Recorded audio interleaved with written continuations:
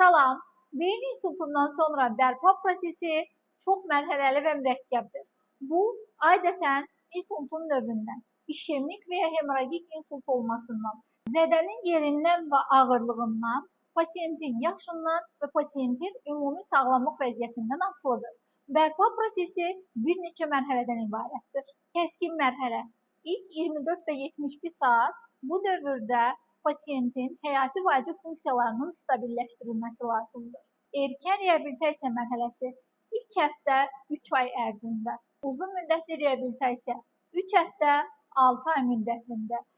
Əgər siz də insultdan qorunmaq istəyirsinizsə, arterial təzyiq, şəkərli diabet, xolesterin daim nəzarətdə saxlamalı, davamlı fiziki aktivliklə məşğul olmalı, siqaret, alkoqoldan imtina etməli, təkrar insult riskinin qarşısını almaq üçün dərman qəbuluna davam etməlisiniz.